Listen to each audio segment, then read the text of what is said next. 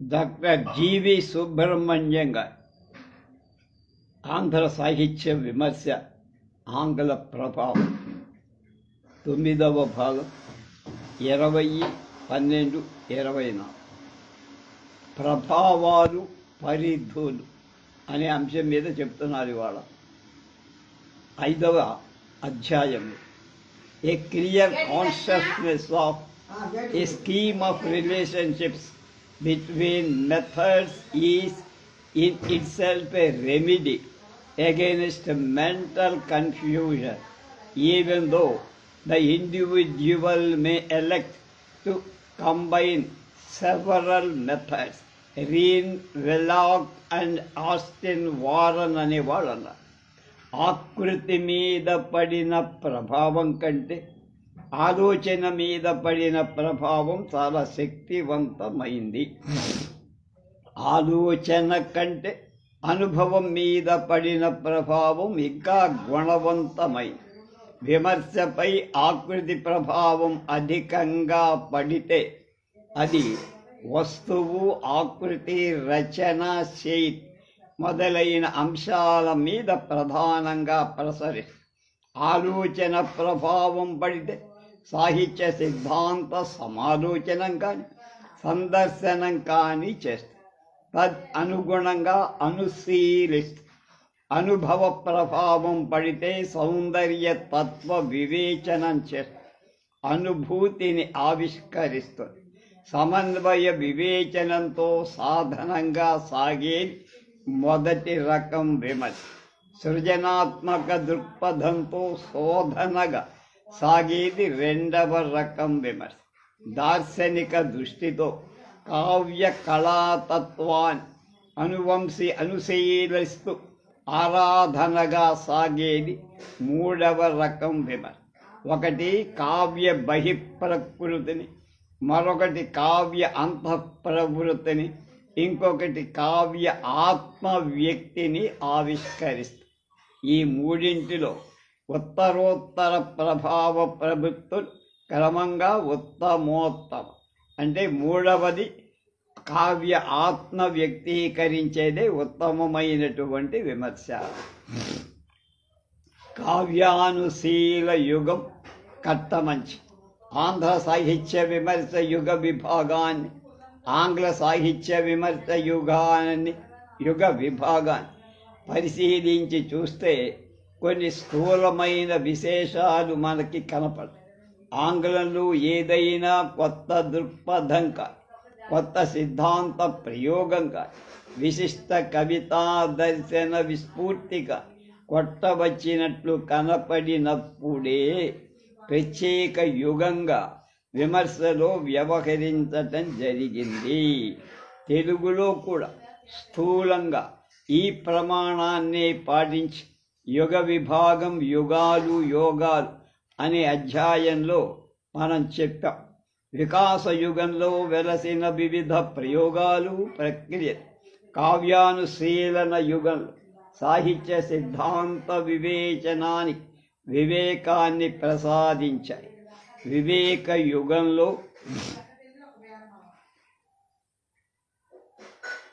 వికాస యుగంలో సాహిత్య పాశ్చాత్య ప్రభావముద్రితమైన సాహిత్య విమర్శ ప్రయోగ సాధనగా జరిగింది. కావ్యానుశీలన యుగంలో కవిత్వ తత్వాన్ని గురించి శోధన సాగింది. పాశ్చాత్య ప్రభావం తెలుగు సాహిత్య విమర్శకు ఒక కొత్త వ్యక్తిత్వాన్ని ఇచ్చి కావ్యానుశీలన యుగంలోనే అది కట్టమంచి రామలింగారెడ్డి 1880లో పుట్టారు. 1951 71 ఏళ్ళు ఆయన ఉన్నారు. ఆయన విమర్శలోనే అయితే రామలింగారెడ్డి గారు ప్రతిపాదించిన సిద్ధాంతాలు ఏవి కొత్తవి కావు. కవిత్వంపై ఆయన వెల్లడించిన అభిప్రాయం అంతకుముందు చాలామంది చెప్పినవే అనే అభిప్రాయం విమర్శకులలో లేకపోతే ఇది కట్టమంచి వారిని తెలుగు సాహిత్య విమర్శకు ప్రథమాచార్యుడిగా ప్రశంసించటానికి, మార్గదర్శిగా నిర్దేశించటానికి కొంత అవరోధం, అడ్డంకి కాదు. పై అభిప్రాయాన్ని ప్రకటించిన డాక్టర్ ఎస్వి రామారావు గారే అంతకుముందు విమర్శకుల పరిశీలన చక్షువులకు కనపడని పరమ సత్య ద్రష్ట అయిన వారి నేత్రాలకు స్ఫురించింది అంటే రెడ్డి గారు. ఆయనకు పూర్వులైన విమర్శకులు కావ్య సౌధాం చుట్టూ పరిభ్రమించారే కాని లోపలి రసజగత్తును చూరగొనల. వర్ణనలు, అలంకారాలు, శైలీ, శబ్ద ప్రయోగాలు మొదలైన అంశాలు విడివిడిగా దర్శించారే కాని కావ్యంలో ఎలా పొంది ఉన్నాయి, ఆ కావ్య సౌందర్యానికి ఎలా ఉద్దీపకాలు అయ్యాయో ఎవరు దాని దృష్టి పెట్టాల. ఈ సమన్వయ శక్తి వారిలో లోపించట చేతనే వాళ్ళ విమర్శలన్నీ కావ్య బహిస్సౌందర్య పోషకాలే కాని ఆంతర్య ప్రకాశకాలు కావు. ఈ ఆంతర్యాన్ని మొదటగా దర్శించినవాడు కట్టమంచి అన్నాడు డాక్టర్ ఎస్వి రామారావు. ఇది ఇలా ఉంటే ఆధునిక తెలుగు సాహిత్య విమర్శలో సాంప్రదాయక రీతిని అనుశీలించిన డాక్టర్ కోవెల సంపత్ కుమారాచార్య కట్టమంచి వారి యుగకర్తృత్వాన్ని గౌరవాన్ని సంశయిస్తూ సమీక్ష చేశారు. దీనికన్నా ముందు వచ్చిన సాహిత్య విమర్శ స్వరూప స్వభావాలు సరిగా పరిశీలించి అవగాహన చేసుకుంటే కవిత్వ తత్వ విచారం తెలుగులో ఆధునిక సాహిత్య విమర్శ మొదటిది ఆజ్యం మంటంలో ఔచిత్యం కానీ అంత మాత్రం చేత విచారము యొక్క ప్రాధాన్యతకు లోపం ఏమీ లేదు. దాని ప్రాధాన్యం అనంతరకాలీన విమర్శపై అది వెలయించిన ప్రభావంలో, ఆ విమర్శ కలిగించిన ప్రేరణలో కూడా విచారములోని కవితా సంబంధి విమర్శ, అలాగే భారతీయ సమాజం దాని వ్యవస్థ అది తరతరాలుగా ఉదాత్తాలని మన్నించి పాటించే సంశయాలు విపరీతంగా ఎగతాళి చేస్తూ నిందాపరంగా సాగిన విమర్శ, వీటిలోని తీవ్రత అనుకూల ప్రతికూల స్పందనలు కలిగించే విమర్శ రంగంలో రెచ్చగొట్టింది.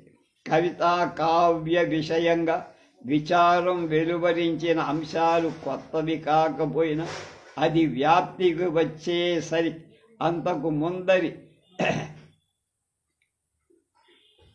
గ్రంథాలు వ్యాప్తిలో లేకపోవటం ఇతరేతర కారణాల చేత ఉపేక్షించబడకుండాట వాటికన్నా ఇదే అందుబాటులో ఉండటం వల్ల, కర్తృత్వం వల్ల దీని నుండే ప్రేరణ అందరి అంశాలన్నింటిలో కొన్నిటిని గ్రహించి విశిష్ట మార్గంలో విస్తరించటం, పూరించటం, సమన్వయించటం, నిరసించటం, నిరాకరించటం ఈ మొదలైనవి విరివిగా జరగటం వల్ల విచారానికి అంటే కావ్యతత్వ విచారానికి విశేష ప్రాధాన్యం లభించి, ఇలా ఉంటే ఈ విచారం వెలువడిన నాటి పాశ్చాత్య ప్రభావ గాఢత్వంలో తెలుగు కవితారీతి కావ్య కవితగా రూపుదిద్దుకొనసాగి, ఈ కవితారీతిలో నవ్య కవులు వాళ్ళు వెలయించిన నవ్య కవిత పరోక్షంగా ఈ విచార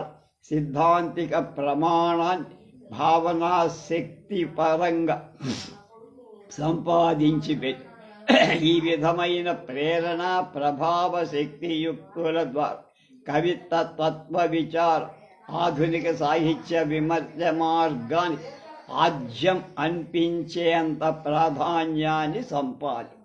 ఆచార్యుల వారు కవిత్వ తత్వ విచార ప్రాధాన్యాన్ని తదనంతర సాహిత్య విమర్శ మీద అది వేసిన ప్రభావం కలిగించిన ప్రేరణను గణించి ఒప్పుకున్న ఆ ప్రాధాన్యత దాని ప్రామాణికత్వ కంటే ప్రాచుర్యమే కారణమని భావించారు.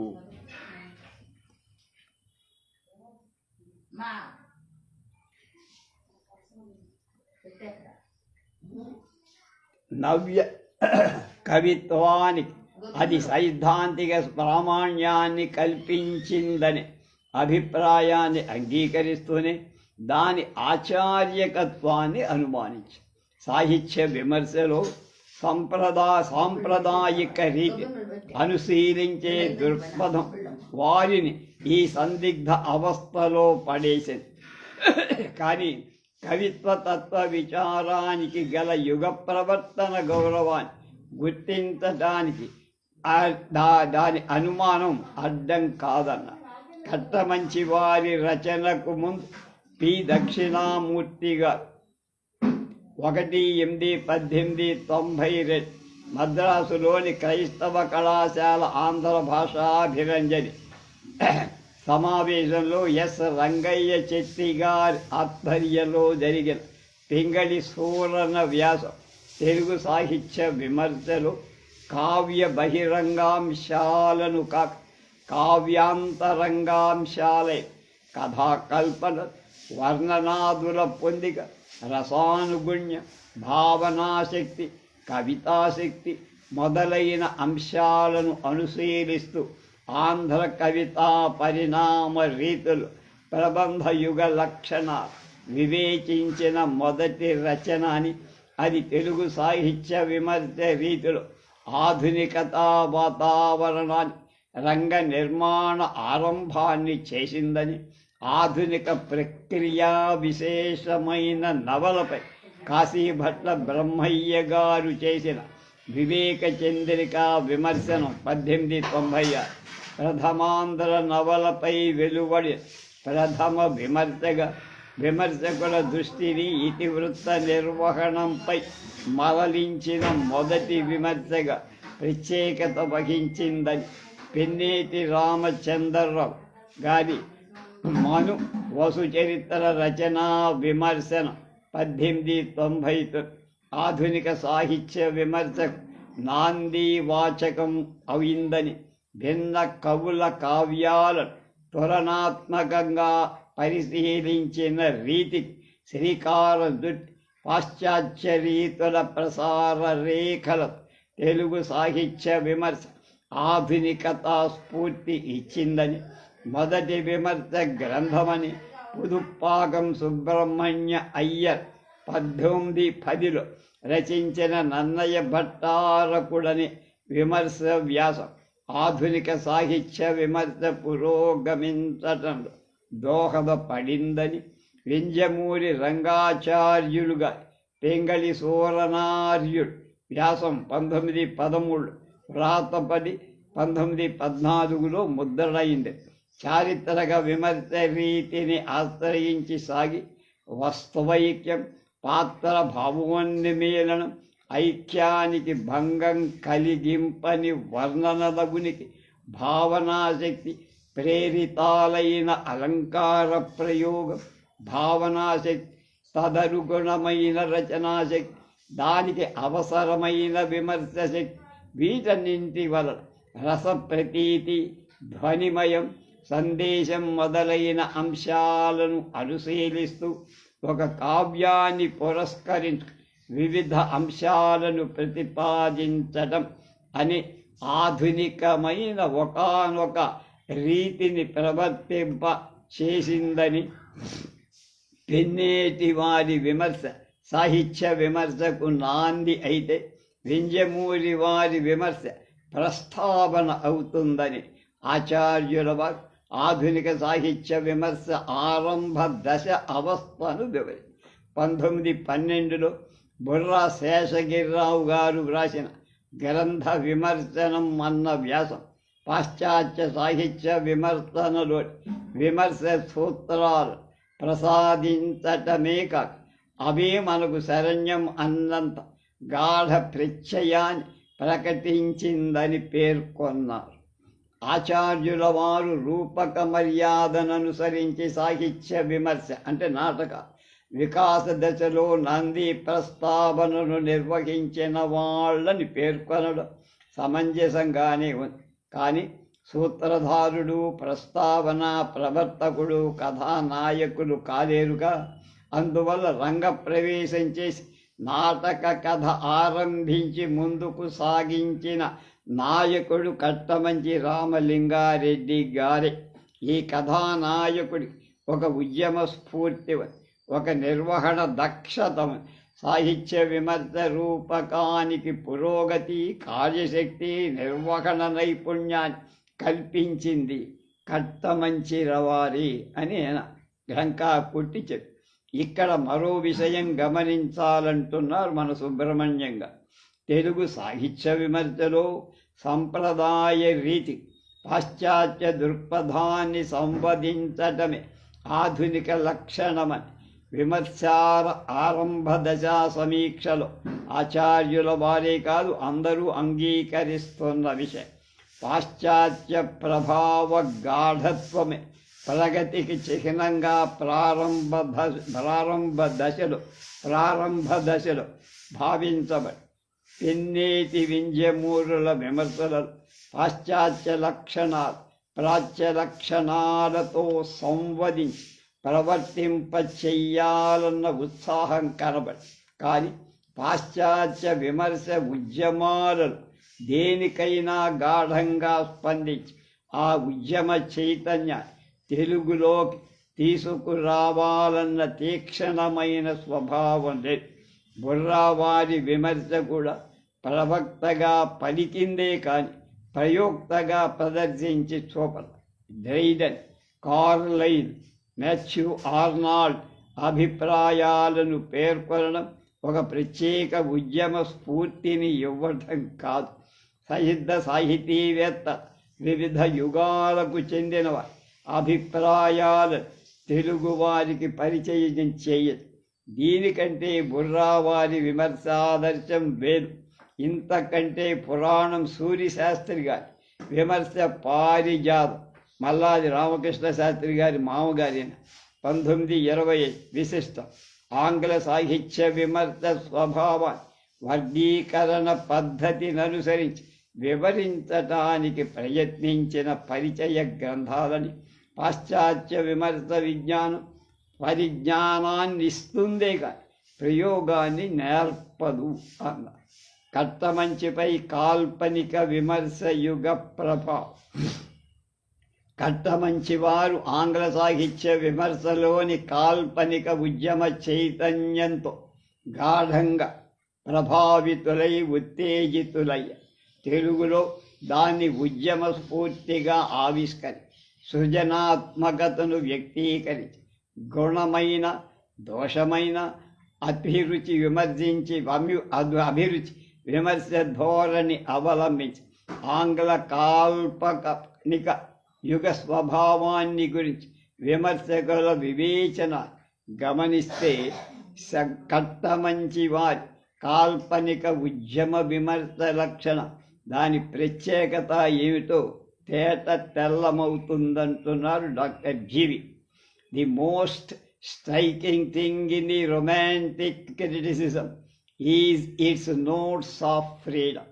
The romantic criticism is remarkably fresh and original in its approach towards all the problems connected with poetry and poetic creation. In the 18th century criticism, the poet was not given any liberty. He was supposed to follow the ancients rigidly, almost slavishly, the chief feature of poetry being imitation. But the Romantics discarded all the rules and restrictions and allowed free play to the imagination of the poet. 2. The chief merit of the Romantic criticism is that it deals with fundamental question, what is poetry? The English criticism before that was mainly preoccupied with problems of language and style, with the outward form of poet. But the Romantics went into the heart of the matter and tried to probe the origin of poetry itself. విమర్శ ప్రవృత్తిలో స్వేచ్ఛ, ప్రవర్తనలో సృజనాత్మకత, పరిశీలనలో కవితా తత్వ వివేచన, కాల్పనికోద్యమ విమర్శ లక్షణ. వాటికి ప్రతీకగా కుదిరింది కట్టమంచి వారి గ్రంథనామం కవిత్వ తత్వ విచారం. కట్టమంచి వారు పెంగళి సూరణ కళాపూర్ణోదయ ఆధారంగా చేసుకొని తన విమర్శన ఉద్యమాన్ని ప్రారంభించటం కూడా ఒక విధంగా ఆయన కాల్పనికోద్యమ స్ఫూర్తిని తెలియచేస్తాం. సూరణ ప్రబంధ కవులలో స్వతంత్ర కల్పనకు ప్రాధాన్యమిచ్చి కథ ఎక్కడ లేదు, ఆయనే తయారు చేసుకు ప్రబంధం రాశారు. పాత్ర చిత్రణలో లోకవృత్త అనుకరణ అధికంగా చేసి ఆదర్శ పాత్ర వినిర్మాణ దృక్పథాన్ని సడలించి ప్రబంధ ప్రయోగాలను కొత్తదనం సాధించ. ప్రాచీన కవులలో సూరణలో కనపడే స్వాతంత్ర ఇచ్ఛయే కట్టమంచి వారిని ఆకర్షి వారు 1893లోనే మెడ్రాస్ క్రైస్తవ కళాశాలలో విద్యార్థిగా ఉన్న రోజుల్లోనే ఆంధ్ర భాషాభిరంజని సమాజం సభలో పెంగళి సువర్ణ మీద వ్యాసం రాసి చదివారు. సమకాలీన ప్రశంసలు పొందారు. ఆ తర్వాత 2 సమావేశాలు ఆ వ్యాసాన్ని వినిపించారు.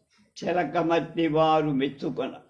వేదం వారు ఆమోదించి అత్యుక్తులను సవరించుకోమని సలహా చెప్పారు. అయితే రామలింగారెడ్డి గారు 1902లో ఇంగ్లాండ్ వెళ్ళారు.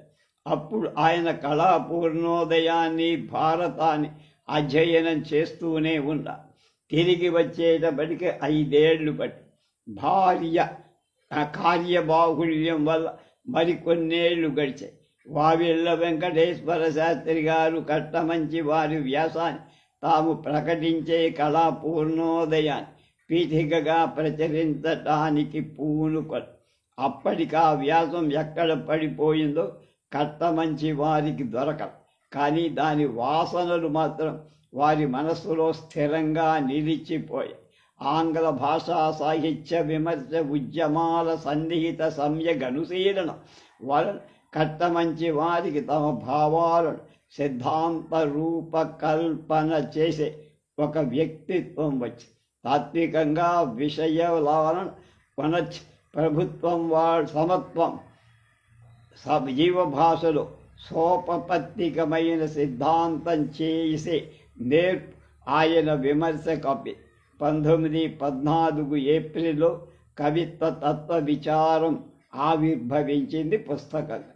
కవిత్వ తత్వ విచారంలోని మొదటి ప్రకరణం కట్టమంచి వారి సిద్ధాంతం కవితా తత్వదర్శనం మనకు స్పష్టంగానే కనపడి ఆంగ్ల సాహిత్యంలోని కాల్పనికోద్యమ విమర్శ ప్రభావం ఆయన ఈ అధ్యాయాన్ని రాశారు. అందులో ప్రతిపాదించిన వివిధ సాహిత్యాంశాల స్వరూప స్వభావాలను వివేచిస్తే ఈ విషయం దృఢమైపోతుంది. కట్టమంచి వారు ప్రతిపాదించిన సాహిత్యాంశాలలో భావనాశక్తి ముఖ్యమైన దాన్ని ఆయన ఈ విధంగా నిరూపించారు. 1. భావనాశక్తి అంటే విషయాన్ని మనసులో ప్రతిబింబించేట్టు చేసే సామర్థ్యం. ప్రతిబింబించడం అంటే అని మాత్రమే కాదు, ప్రత్యక్షంగా అవతారం ఎత్తేట్లు చేయడం. మొదటి ప్రకరణంలో 4వ పేజీ ఇది. 2. కేవల కల్పితాలైన వాటిని కూడా సాక్షాత్కారాలు ఉంచాల్సిన చేతనాలను చేయజూసేది కనుక భావనాశక్తి నాటక కౌశలంలో అనుసంబంధించి ఉంటుంది. 3. భావనాశక్తిని ఉద్దీపింపచేసే ప్రకృతి భావతీక్షణ మనుష్యుల మనస్సులో నిరంతర సంయోగాలను దాల్చిన ప్రకృతులు 3 ఉన్నాయి. 1. ఆలోచన అంటే కార్యకారణాల గురించిన విచారం చేయడం, వస్తు స్వరూపాన్ని నిర్ణయించడం. 2. భావాలు అంటే మనోవిక, కామ, క్రోధాలు, ప్రేమ, పశ్చాత్తాపం, దయా, దాక్షిణ్యం మొదలైన. 3 సంకల్ప, అంటే ఏదైనా ఒకదానిని కోరి దాన్ని సాధించాలనే ప్రతిజ్ఞ పూనట. ఈ 3 శక్తులను భావనా శక్తికి అధికంగా విజృంపజేసేది భావాలు. 4 భావనా శక్తి, సంఘటన, ఉత్సాహం ఇవి పరస్పర మిత్రాలు అవట. విమర్శ శాస్త్రంలోని ఆదిమతత్వం అంటే మొదటి వెనర్. 5 భావాలతో సాంగత్యం పొందింది కదా భావనా శక్తి. ఇక భావనా శక్తియగా దారి ఏమిటంటే మన ప్రవృత్తుల అన్నిటికంటే గోప్యమైంది, రహస్యమైన దాని చర్యలను గణింపనే కాదన్న ఇక నిరూపించడం, దాని గురించి తెలుసుకోవటమే కష్టమైతే నిరూపించడం ఎట్లా. 6 భావనా శక్తి అనేక మాయలను పన్నేటువంటి లీలా వినోది.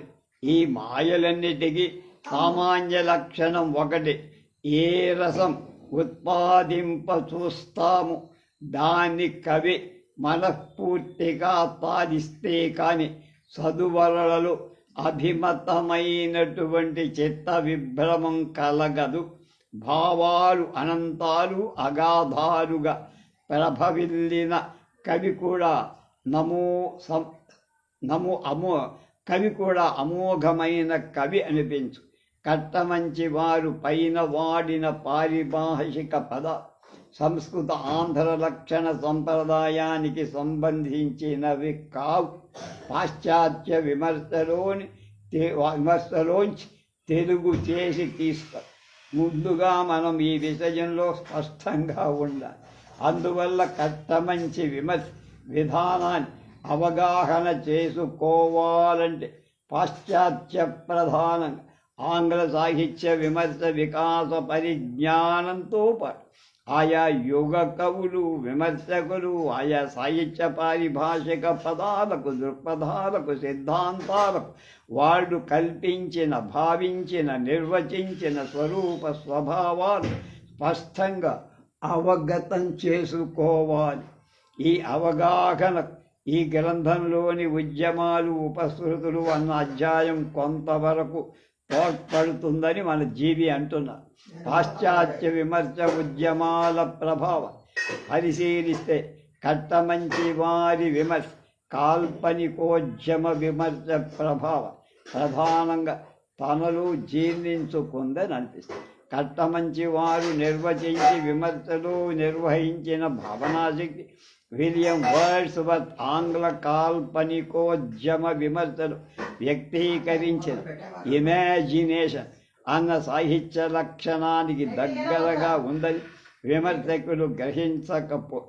భావాలు అంటే మనోవికారాలని అనడంలో ఆయన ఎమోషన్స్ అన్న మాటనే ప్రస్తావించారు.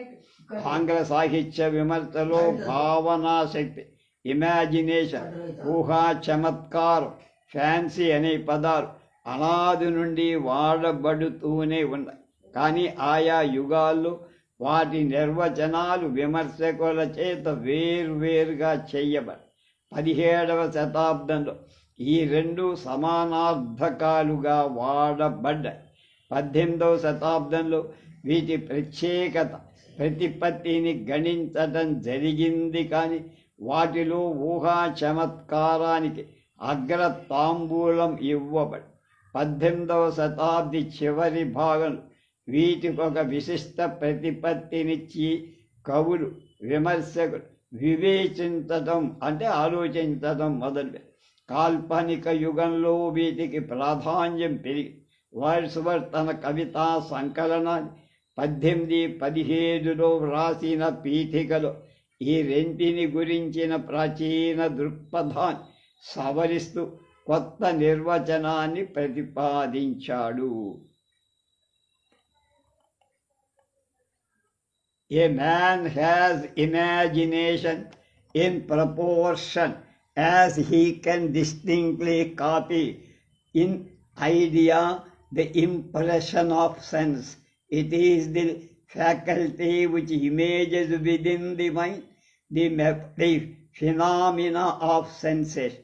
A man of fancy to proportion as he can call up, connect, or associate as at pressure these internal images so as to complete ideal representation of absent objects.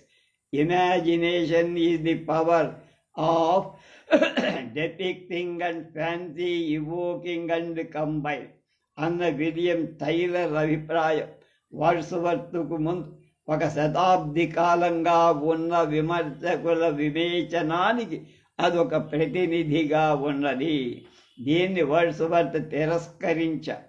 భావనాశక్తి, ఊహా చమత్కార శక్తి రెండు సృజనాత్మక ప్రవృత్తులని, వాటి స్థాయిని ఉన్నతంగా సంభావించి ఈ రెండిట్లో భావనాశక్తి గొప్పదని భావనాశక్తిని the shaping and modifying power అనే దానిగా, ప్రతిభను ది అగ్రిగేటివ్ అండ్ అసోసియేటివ్ పవర్గా నిర్వచించి అతడు భావనాశక్తిని గుర్తి చేసిన ప్రతిపాదనలో ముఖ్యంగా 4 అంశాలున్నాయంటున్నారు సుబ్రహ్మణ్యంగా. 1. Imagination is its real sense devotes the working of a poetic mind upon eternal objects present before the physical eye or visible to the eyes of the mind. And imaginative process sometimes confers additional properties upon an object and sometimes abstracts from some of its properties and qualities possessed by it. Imagination thus transforms an object into something new and thus enables to react upon the mood.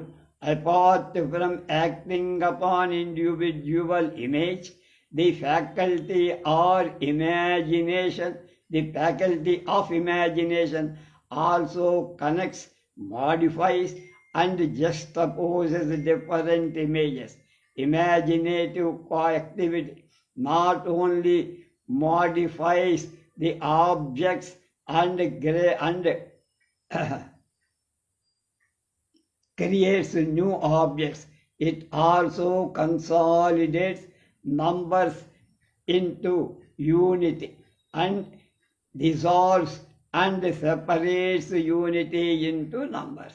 పైన పేర్కొన్న కట్టమంచి రెడ్డి గారు మొదటి నిర్వచనానికి ఇందులోని మొదటి అంశానికి ఉన్న సాజాత్యం అంటే ఒకే రకంగా ఉండటం గమనించాలి. అలాగే రెండవ అంశాలు కేవలం కల్పితాంశాలు కూడా సాక్షాత్కరింపచేసే లక్షణంలో కలుస్తాయి, సంవదిస్తాయి. ఇక్కడి 4వ నిర్వచనం ఇందులోని 3వ అంశంలో సరిపోదు. భావనాశక్తి, మాయల ప్రసక్తి ఇక్కడ 4వ అంశంతో పొసగుతుంది. కళ్ళకు కట్టినట్టు, కలగాంచినట్టు, రూపం ముందు నిలిచినట్టు, ఆకృతులు మనసుకు తత్తకవేని అది నిక్కమైన కవిత, అది నిజమైన కవిత.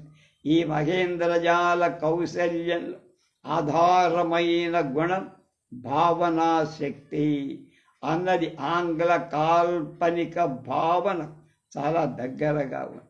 వర్డ్స్వర్త్ కంటే విశిష్టంగా గాఢంగా భావనాశక్తి గురించి భావించి నిరూపించినవాడు కాల్రిడ్జ్. అతడు భావనాశక్తిని ప్రైమరీ అని, సెకండరీ అని 2గా చేశారు. వాటిని కట్టమంచి వారు తీసుకోవాలి. కాల్రిడ్జ్ తరువాత వచ్చిన హ్యాజిలిట్ కూడా ఆ విభాగాన్ని ఒప్పుకోవాలి. కట్టమంచిలో వర్డ్స్వర్త్ కవితా తత్వ వివేచనతో పాటు హ్యాజిలిట్లో ఉన్న అభిరుచి, ఇంప్రెషనిస్టిక్ స్వభావం కూడా సంవదించినట్లు కనపడుతుంది. హ్యాజిలిట్ వర్డ్స్వర్త్ కవితా తత్వ వివేచనం చేసినవాడు. అందువల్ల వీరిద్దరి భావాల సంవాదం సాహిత్య అనుశీలన స్పష్టంగా కన ఉద్రేకమే కదా కవితాశక్తికి ప్రాణాధారమైన కారణం. భావనాశక్తిని ఉద్దీపింపజేసే ప్రకృతి భావతైక్ష్యం అంటే తీక్షణ అని భావించే కట్టమంచి కవితా తత్వ దర్శనం ఇది. పొయట్రీ ఇది spontaneous overflow of powerful feelings అన్న వర్డ్స్ వర్త్ నిర్వచించిన అది తర్వాత విమృష్టమై హ్యాజిలిట్ చేత వ్యక్తీకరింపబడిన poetry is in all its shapes the language of imagination and the passions of fancy and will అన్న నిర్వచన ప్రభావం స్పష్టంగా కనబడు. ఊహా చమత్కారానికి భావనా శక్తికిచ్చిన ప్రాధాన్యం ఇవ్వకుండా గౌణమైన దాని స్థానాన్ని గుర్తించి వర్డ్స్ వర్త్ ఫ్యాన్సీకి ఇచ్చిన నిర్వచనాలని దాని పట్ల స్థూలంగా కట్టమంచి వారు పాటించారు. కళాపూర్ణోదయ విమర్శలో సూరనార్యునందు ప్రబంధ కవులకు గల వర్ణనాశక్తితో కథా కల్పనాశక్తి వివిధాలైన సందర్భాలను సంవిధానాలకు తెచ్చే ప్రతిభ సహవాసాలు ఉన్నాయి. స్వతంత్రంగా నవీన భంగుల రచించుట కవి యొక్క మహాప్రతిభకు మొదలైన వాక్యాలు కట్టమంచివ కాల్పనిక విమర్శకులు ఫ్యాన్సీ స్వభావాన్ని తెలుగులో సంభావించారు అన్న విషయం నిరూపిస్తారు. పాశ్చాత్య విమర్శన మర్యాదలు ఈ అంశాలను వివేచిస్తేనే వాటి నిజస్వరూపం ఏమిటో మనకు అర్థము. కట్టమంచి వారిలో గొప్పతనం ఏమిటంటే వారు పాశ్చాత్య పారిభాషిక పదాలు తెలుగులో వాడుతున్న వాటి ఆంగ్ల మూలాలను ఇవ్వలేదు. దానికి కారణం బహుశా తెలుగువారిని తెలుగులో ఆలోచింపచేయటాన్ని ఆయన చేసిన ప్రయత్నం కావచ్చు. అయితే వాటిని అర్థం చేసుకోవటానికి పఠిత కూడా పాశ్చాత్య సాహిత్య పరిజ్ఞానం అవసరం. అంతేకాదు అతడు కూడా కట్టమంచి వారిలాగా తెలుగులో వాటిని దేశీయం చేసుకొని అవగాహన చేసుకునే నేర్పు కూడా సాహిత్య విమర్శన ఇతర భాషా ప్రయోగాల నుండి విముక్తం చేసి దేశీయం చెయ్యాలని ఆంగ్ల కాల్పనిక ఉద్యమ చైతన్యం కట్టమంచి వారి మీద బలంగా ఈ విషయంలో ప్రభావం చేసిందనే చెప్పాలి. కనుక నూతన శాస్త్ర పరిచయం వలను అన్య సంప్రదాయ సంపర్కాల వలను తమలో కలిగిన అపూర్వ భావ వ్యక్తీకరించడం, కొత్త పదజాలను సృష్టించడం, పూర్వ పదాలని లక్షణార్థంగా వాడటము తప్పనిసరి. ఈ పద్ధతిలో అన్యదేశ్య పద ప్రయోగం భాషా స్వచ్ఛకు ఉపహతి కలిగిస్తుంది. రెడ్డి గారు అలాంటి స్వచ్ఛతాభ్రంశాలు బొత్తిగా ఒప్పుకో పూర్వ పదాలని అపూర్వ అర్థాలు